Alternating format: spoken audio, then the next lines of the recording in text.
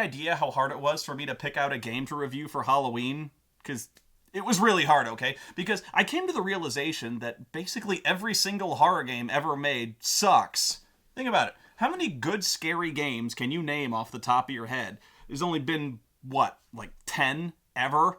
So I sat down and I made my own list, and when Phantasmagoria 2 is in serious danger of breaking the top 10, this genre is pretty pathetic. There's my taco salad! There's it! And don't even fucking start with that Resident Evil crap, alright? That overrated six-pack of diet scary shit. All I ever hear about that is, oh man, Resident Evil's such a great horror series. Like, when that dog crashed through the window, I nearly dropped my fudge. Fuck you. That's not horror, it's a jump scare. All Resident Evil ever did was jump scares. We've been over this. Jump scares are startling. They're loud noises right in your ear. They're not scary.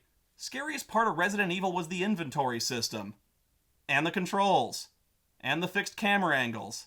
And the voice acting. Why did people like Resident Evil? I can name the good ones for you. Like I said, it's not a very long list. There's Penumbra and Amnesia: The Dark Descent, which are kind of in the same series, and they are scary as hell, man. Because not only are you completely unable to fight the monsters in any way, you can't even look at the fuckers for too long before literally getting so scared you keel over from a heart attack. That is if they don't find you first and take out your fucking soul. And then there's the Silent Hill series, of course, and they were all good up until about The Room. You are tearing me apart, Lisa! Hey, I liked it. Sanitarium was a good point and click. Oh, I Have No Mouth and I Must Scream was absolutely fucking hardcore. I really like System Shock, and you might not call that a horror game, and even if the weapons wear out faster than a fucking Trapper Keeper. Seriously, the spinny wheel thing in that board game Life lasted longer than the guns in System Shock 2. Fuck me. And lastly, there's Eternal Darkness: Sanity's Requiem for the GameCube, which is not only my favorite horror game, it's probably in the top 3 of my favorite games of all time. The story is this phenomenally good spin on the Cthulhu mythos. The camera is never once a problem, and how many horror games can you say that about? The controls are so smooth and effortless, you wonder why in the hell it seems so hard for other survival horror games to get it right even today. The combat is exciting, it's smooth, it's innovative. It adds the ability to target where you strike in melee, and melee is always the clunkiest and most suicidal thing to attempt in other survival horror games. So naturally, I've never seen anything close to it in any other game, and I have no fucking clue why they never made a sequel. God, I love this game. I'd have sex with it if my dick fit in the disc. And on the other end of the spectrum, the worst game I ever played— God damn it, Trapper Keepers were fucking worthless. Everyone had to have one, right? But within like a month, you just had this raggedy piece of shit with the cover falling off. You had to duct tape the shit out of it, and the Velcro didn't stick, and the 3-ring thingy was made out of fucking plastic, which stopped closing like immediately with the fucking pencil case. Oh god. I've started reviewing Trapper Keepers. It's okay. Anyway. The worst horror game I ever played, strangely enough, is on the Dreamcast. And for those of you few people who don't know what that is, a lot of retro game snobs from the 90s always love to say frequently that it's like the best console ever, even though the only game anyone ever played on it was fucking Soul Calibur. I have heard a few people really like Shenmue for some reason. But then again, I've heard some people really like the movie Prometheus, so whatever. At least they're having fun, right? I, on the other hand, get to sit here and play The Ring: Terror's Realm. It's a game based on a movie about a movie that kills you when you watch it.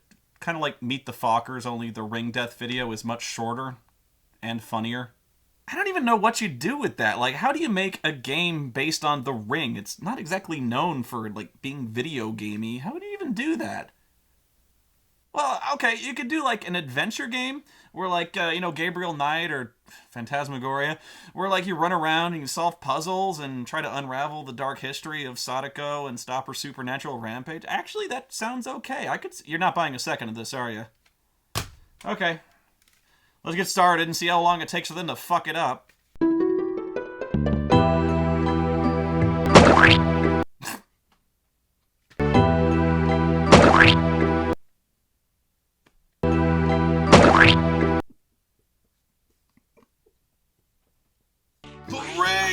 Terror's Realm! 0 seconds! This game sucks in 0 seconds! From the instant you push the start button. That's impossible. That's just fucking impossible. That's gotta be a record. I don't think I've ever seen total immediate game suckage before. How do you fuck up the title screen? What were they even going for with that ridiculous goddamn sound effect? Like, was it supposed to be gory or bloody or so? Because the movies aren't even known for being gory or... Really? They went with this. That was the best sound effect they could come up with. The sound of someone stepping on a mustard bottle. Okay, maybe I'm being a little unfair to this. Let's compare it to the movie or something, shall we? I'll let you pick. Better one?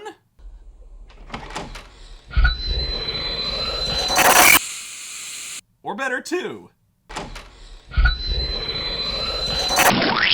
Interesting. You know what? I'm still not being entirely fair, because that was a movie. It's the American version. Okay, whatever. So let's make this completely fair. Let's compare it to another scary game made around the same time. Better one?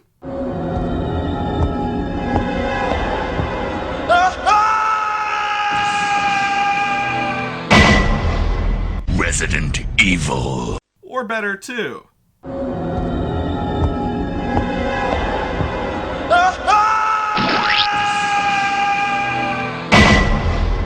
Resident Evil.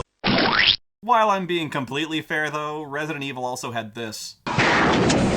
Joseph! No! Don't go! Oh, chill. This house is dangerous. There are terrible demons. Ouch! You're wounded. Why did anyone like that game? If you can even believe it, once you get past the title screen, this game gets even dumber and fast. It opens up with this guy working at his computer when all of a sudden he gets the worst case of carpal tunnel syndrome ever documented.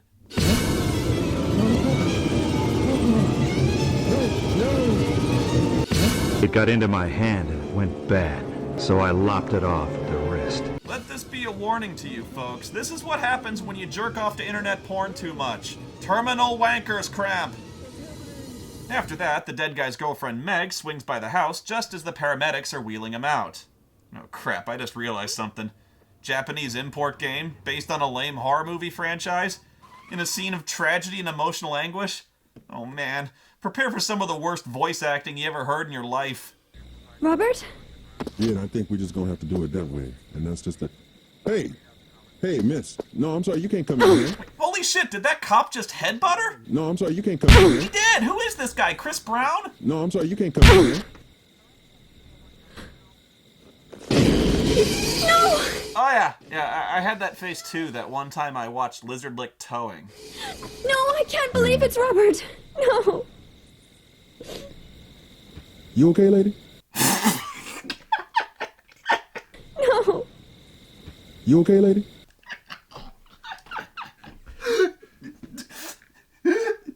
You okay, lady? You okay, lady? Oh, I can loop that for days. Guys, you gotta make this a thing. Seriously, make this a thing. Like, do this. I'll give you a free one.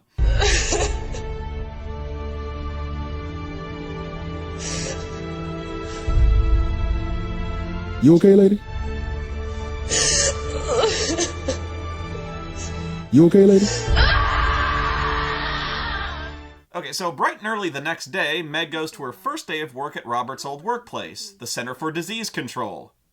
I am so not kidding. I'm still alive. I'll work for this company without you, Robert. I shouldn't mourn your death forever. Forever? It's the next day! Your boyfriend's dead and you didn't even ask for the day off? If I dropped an ice cream sandwich, I'd mourn it for longer than that. Right.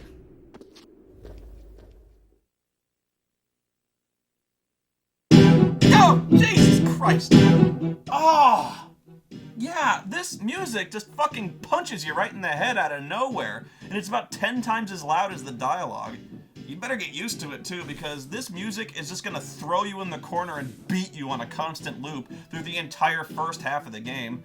Not to mention, it's completely inappropriate to the nothing that happens for like 3 hours you spend farting around the office. But first, allow me to describe Meg for you real fast. She's a vapid, demure bimbo who happily makes herself a doormat, repeatedly apologizing to everyone for making them worry and for being sad all the time, because that's totally her fault. Lady, you're not making them worry. You saw your boyfriend's bloated corpse being wheeled into the morgue last night. I think they'll cut you some slack. And besides, I can tell you're all kinds of broken up about it. No good comes from moping all the time. That's the spirit. Besides, I got his corner office. Whee! Woohoo! Yay! The only things Meg finds in Robert's office are a fax machine and his laptop. Jeez, this guy was boring, man. There's not even a single Dilbert strip pinned to the wall. You know what? Whatever, I don't care. She opens up the laptop and finds that it's still displaying the last file he was working on. The spooky file that killed him.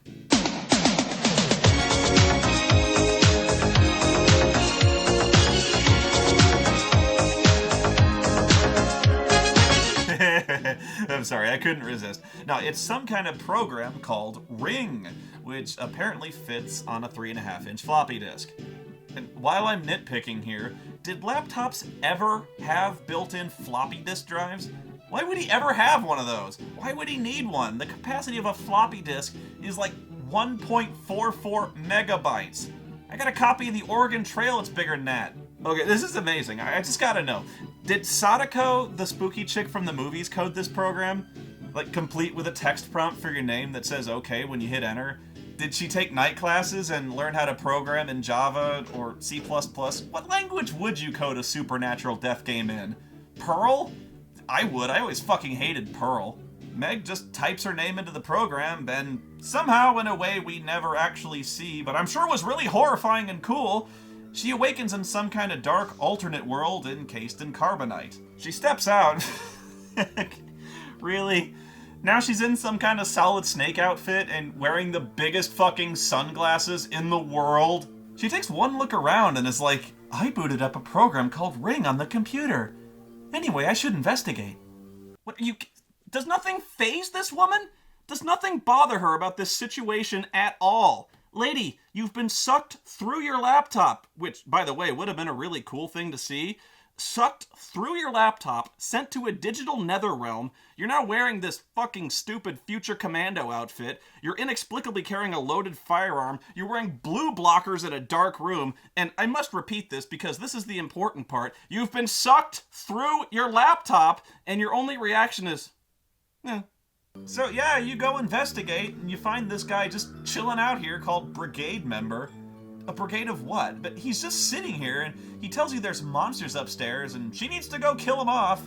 She's like, I don't even know how to use a gun, and he's like, quit yakking, go kill them off. What, you got things to do, man? Yeah, you look really fucking busy here, you pussy. So, of course, Meg, who's a programmer or a secretary or a researcher, whatever, she's a non-combatant who admits she doesn't know how to use a gun, agrees to a stranger's request to go upstairs and kill someone for no explained reason.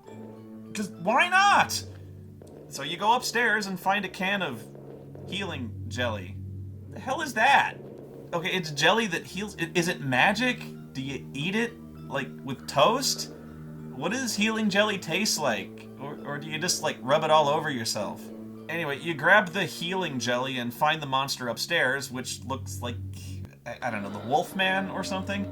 Your gun doesn't even slow it down, so it's basically guaranteed to just run up and grab you and eat your face. Kind of looks like it's making out with her. So it's dead, and I'm all maimed, and I go to eat the healing jelly, but when I look at my status, it's normal. My status is normal. Oh, hey guys, what's up? Massive head wound, what are you talking... Oh, you mean this, yeah. Oh, stupid story, really boring, actually. Yeah, there's this wolf man, he bit this huge chunk out of my skull, but... Dude, don't worry about it, it looks way worse than it is. I feel perfectly normal. I got a little bit of a headache, but... After killing the wolf man, Meg goes back downstairs to report that the second floor is clear, when all of a sudden she starts feeling really dizzy and faints. Maybe she overdosed on the healing jelly. You okay, lady? Ah, stop doing that! Ugh. Meg wakes up in her chair, and now the laptop changes from showing the Ring program to dead in huge letters. And then 7 more days. Only 7 more days! Yeah, I guess the ghost has moved on from phone calls to instant messaging. Once you leave your office, you can save your game by using the radio outside. Because huge clunky radios are used all the time in the CDC, I'm sure. Who's she calling on the radio anyway? The save game radio station? Oh, come on now! Really? Again? That's the radio noise. This game is just fucking with me. I could not make this shit up. Way to build an atmosphere of dread, guys. Hey, I know what that sound is. That's the sound of someone taking a chunky chili shit all over your wallet. Soon after waking up, Meg gets called up to the boss's office, and he says that because of all the weird deaths around here, the government's ordered a quarantine on the building and tells her that since it's her first day, she might as well get acquainted with the place, so she's got free roam of the facility. She might as well. I mean, it's either that or just die horribly of some supernatural bloating disease. Anyway, let's check out this building and see what... And the door's locked. Okay. Oh, and this door's locked. And this door's locked too. Yeah, I've really got free access to this building. I can't even go downstairs? Free roam of the building, my ass. Thanks, Chief. I can't enter the control room. That was obvious. Well, I guess it's not fucking obvious since I don't even know what it's a control room for and why I'm not allowed inside even though I was just told I could. Turns out just about the only room I can go into is the ladies' bathroom.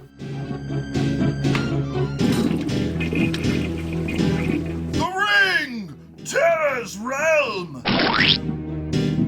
Oh, hang on. I guess I can go into the men's room, too. Ah! Whoa. Well, this is awkward. Yeah, you find a security guard in there, and he's like, what the fuck are you doing in here, lady? Meg explains that, oh, it's okay, because the chief told her to explore the building. Now, I don't think the men's room was what he had in mind, you fucking ditz. What did you think was gonna be in there? Oh, but you'll be back.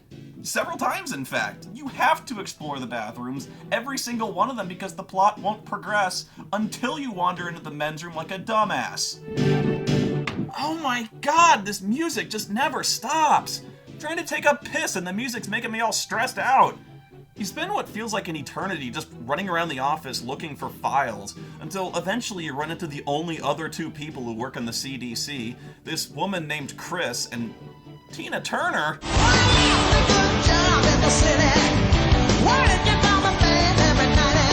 What is up with her hair? It's like she was getting her highlights done with all that foil crap on her head and she just kind of walked out in the middle of it. Or she could be Diane Carroll from the Star Wars Holiday Special.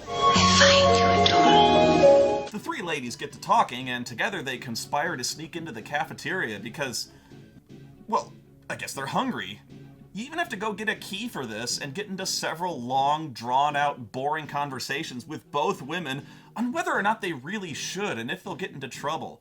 It's all necessary to do for the plot because it's the ring! Terror's realm! And yeah, the cafeteria's locked because it's on the first floor and nobody's allowed to go down there.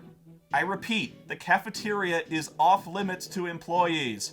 See if you can spot the problem here. It's okay, take your time. I'll wait. Oh, dude, look at all the stuff we can get in the cafeteria. We can get Italian, Chinese, drink. What? What is that? Salad jelly? What is that what it says? Salad jelly?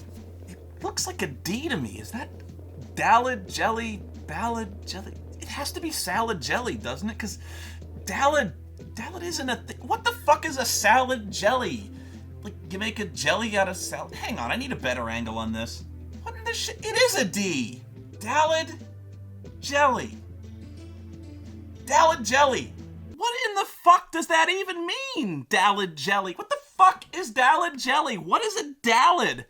I don't know. I don't think anybody fucking knows because I searched everywhere. The dictionary, Google, Wikipedia. I asked every single fucking person I knew. And guess what? They never heard of it because apparently Dalad jelly doesn't fucking exist. This took me hours of research. I found salad jelly. It technically exists. It's like some fucking nasty jello thing with carrots in it.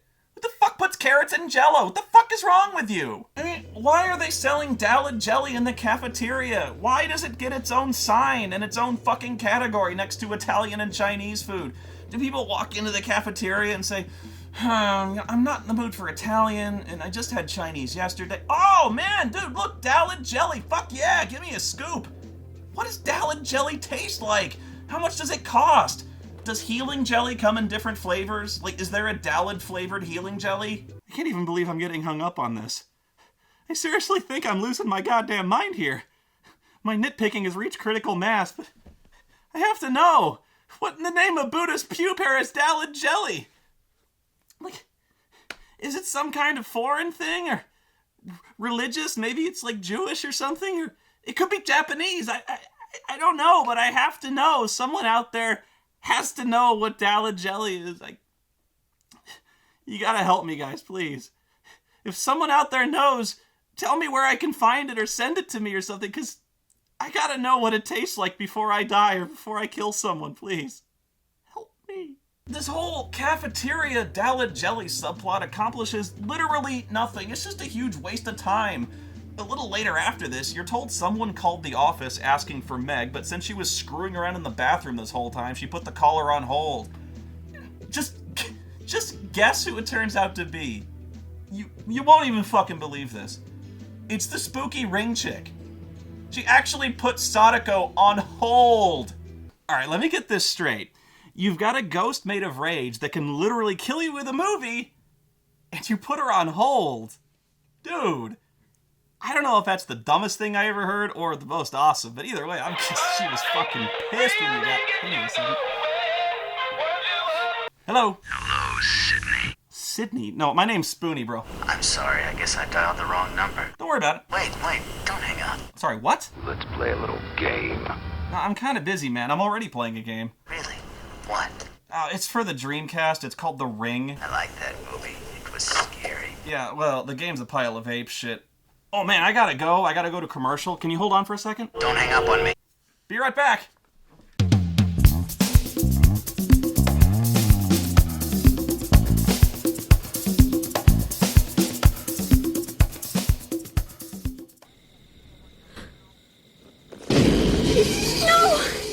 No, I can't believe it's Robert.